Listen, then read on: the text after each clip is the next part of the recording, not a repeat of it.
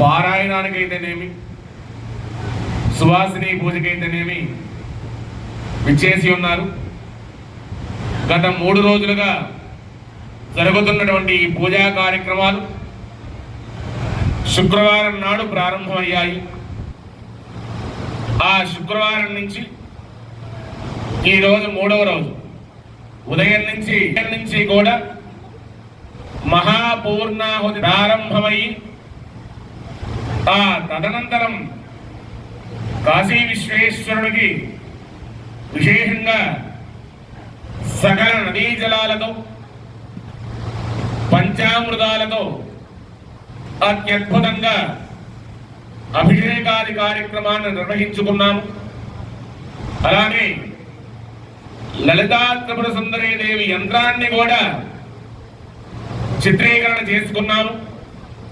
మహాలింగార్చనాది కార్యక్రమం, సహస్ర కలశాభిషేచన కార్యక్రమం, తదనంతరం భ్రమరాంబ మల్లికార్జున స్వామివారి శాంతి కళ్యాణ మహోత్సవాన్ని కూడా చేసుకున్నాం. కాకపోతే ఇది అందరికీ తెలియదేమో, ఎందుకంటే ఉదయం అందరూ హాజరవ్వలేదు కదా, కొంతమంది హాజరవ్వగలిగారు. ఆ కార్యక్రమంలో ప్రత్యేకమైనటువంటి విషయాలను, స్వామివారి అమ్మవారి యొక్క ప్రత్యేకతను, కళ్యాణ మహోత్సవం యొక్క విధి విధానాలు ఇవన్నీ కూడా చక్కగా తెలుసుకున్నారు. ఇక తీర్థ ప్రసాదాలతో ముగించాము మధ్యాహ్న కార్యక్రమాన్ని. వెంటనే సాయంకాల సమయానికి వేదపారాయణకి హారతి మంత్రపుష్పంతో ముగించబోతూ ఉన్నాం. అయితే ప్రతి సంవత్సరం కూడా ఎవరికన్నా తెలుసా? ఏమ్మా తెలీదా? 4 అని చాలా మంది చెప్తున్నారు. 5 అంటే అని చెప్పేసి కొంతమంది చెప్తూనే ఉన్నారు. ఆంధ్రప్రదేశ్లో ప్రకాశం జిల్లా ఒంగోలు ప్రాంతం గుడిపాడు, అక్కడ చిన్న ఆశ్రమాన్ని ఏర్పాటు చేసుకొని ఆ ఆశ్రమంలోనే జీవనాన్ని సాగిస్తూ అమ్మవారి యొక్క పూజా కార్యక్రమాలు చేసుకుంటూ అనుష్ఠానం చేసుకుంటూ అక్కడే ఉండిపోతూ ఉంటాం. మేము నిర్మాణం చేసే అమ్మవారు కూడా ఎవరు స్థాపన చేయనటువంటి అమ్మవారు. నేను నిన్న కూడా మీకు ఈ విషయాన్ని చెప్పాము. అమ్మవారిని స్థాపన చేస్తారు, లక్ష్మీ అమ్మవారిని చేస్తారు, ఇక ప్రత్యంగిర బగలాంకి కూడా ఇప్పుడు చేస్తూనే ఉన్నారు, వారాహి అమ్మవారిని కూడా. కానీ మా గురుదేవులు మాకు ఇచ్చినటువంటి విషయం ఏమిటి అంటే చండీ పరమేశ్వర స్థాపన చేయరా.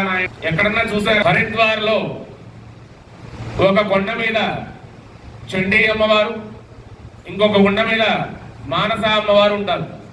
అక్కడ వారు చండీమాత, మానసామాత అని పిలుచుకుంటూ ఉంటారు.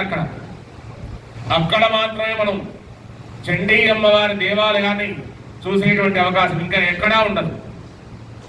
ఎందుకు ఉండదు అంటే పెద్దవాళ్ళు, గురువర్యులు, వేద పండితులు ఇచ్చినటువంటి మాట ఏమిటయ్యా అంటే చండీని స్థాపన చేయాలి అంటే మొత్తం నీదై పెట్టి చేయాలి, ఎవరి దగ్గర నుంచి ఏమీ ఆశించకుండా చేయాలి, ఎవరి దగ్గర నుంచి ఒక్క రూపాయి కూడా ఆశించకుండా, విరాళాలు తీసుకోకుండా చేయాల్సినటువంటి విధానం చండీ స్థాపన. అటువంటి చండీ స్థాపన చేస్తున్నాము, అమ్మవారి స్థాపన చేస్తున్నాము అక్కడ ఆశ్రమంలో. అది కూడా స్వర్ణమూర్తి, రాతి విగ్రహం కాదమ్మ. చెప్పాను కదా, మాకు ఉన్నదంతా అమ్మకి ఇచ్చి ఆ కార్యం చేయాలి. అందుకే పెద్దలు ఏమంటారంటే చండీ తీసుకోదు, చండీ అమ్మవారు తీసుకోదు, ఇస్తుంది. యోగాన్ని ఇస్తుంది, అన్న ప్రసాదాన్ని ఇస్తుంది, వేద విద్యని ఇస్తుంది, జ్ఞానాన్ని ఇస్తుంది. అలానే ఇది 4వ సంవత్సరం. చండీ యాగము చేసుకుంటూ రుద్రయాగము చేసుకుంటూ అమ్మవారికి ఎంతో విశేషంగా పుష్పార్చన చేసుకుంటూ ఉన్నాం. ప్రతి సంవత్సరం కూడా మల్లికార్జున శర్మ గారు ఎంతో కష్టప్రయాసలతో ఈ కార్యక్రమాన్ని ఇంతమంది బ్రాహ్మణోత్తములతో ఎటువంటి లోపానికి తావివ్వకుండా ఏమి సమకూర్చాలనుకున్నా కానీ అవన్నీ కూడా అందిస్తూ ఎటువంటి ఇబ్బందికర పరిస్థితులు లేకుండా మాకన్నీ సమకూరుస్తూ ఈ కార్యక్రమాన్ని దిగ్విజయంగా నిర్వహించుకుంటూ ఉన్నారు. అయితే నిత్యం అమ్మవారి దేవాలయంలో ఉంటారు కదా, భ్రమరాంబిక అమ్మవారి దేవాలయంలో. ఎందుకంటే వారు నిర్మాణం చేసింది భ్రమరాంబ సమేత మల్లికార్జున స్వామి వారి కదా, గచ్చిబౌలిలో. చూసారమ్మా? దేవాలయానికి వెళ్ళి చూసే ఉంటారు కదా, తెలియని దేవుడి. సహజంగా ఏమిటి అంటే మేము ఆ జ్యోతిర్లింగ క్షేత్రం శ్రీశైల దేవస్థానంలో, త్రిపురాంతక దేవస్థానంలో వంశపారంపర్య అర్చకులం కాబట్టి సహజంగా అమ్మవారు ఉంటుందన్నమాట. నాన్న మల్లికార్జున అని ముద్దుగా అమ్మవారే ఆయనకి చెప్పుకుంటుంది. రోజు చూస్తూ ఉన్నాం కదా నాయన, అప్పుడప్పుడు ఈ చండీశ్వరుని కూడా తీసుకొచ్చి ఈ కార్యక్రమాన్ని ఒక రోజు నడిపిద్దామని చెప్పేసి ఆయన ద్వారా మమ్మల్ని ఇక్కడికి ఆ అమ్మ ఆయన ఇద్దరు కూడా పిలిపించుకుంటూ ఉన్నారనమాట. ఇలా ఈ కార్యక్రమాన్ని సంవత్సరానికి ఒక్కసారి మేము అలా చేసి నిత్యము వారు ఆ అమ్మవారికి సేవ చేసుకుంటూ ఉన్నారు. ఇక్కడ మేము సంవత్సరానికి ఒక్కసారి వచ్చి విశేషంగా కార్యక్రమం చేసుకుంటున్నాం. అమ్మని నమ్మితే మనం ఎంత విశేషంగా కార్యం చేసుకోవచ్చు అనేది నేను వివరంగా చెప్తాను. ముందుగా మనం పారాయణం మొదలు పెట్టుకుందాం. ఆ పారాయణం కూడా మరీ చెప్తున్నాను, ఎటువంటి లోపానికి తావివ్వకుండా మీరు చెప్పేటువంటి పదం స్పష్టంగా పారాయణం ఎలా ఉండాలి అంటే ఘనంగా ఉండాలి. మేము రెండు వైపులా కూడా బ్రాహ్మణోత్తములు స్వస్తి చెప్తారు. అంటే ఒక పదం మేము అంటే మాకు అనుసంధానంగా ఒకవైపు కూర్చున్నవారు ఒక వాక్యము, ఒకవైపు కూర్చున్నవారు ఒక వాక్యం, ఇలా లేదా అందరూ చెప్పగలుగుతాము లేదంటే మొత్తము చెప్తాము అంటే అలా చెప్పవచ్చు. కానీ వాతావరణం ఎలా ఉంటుందంటే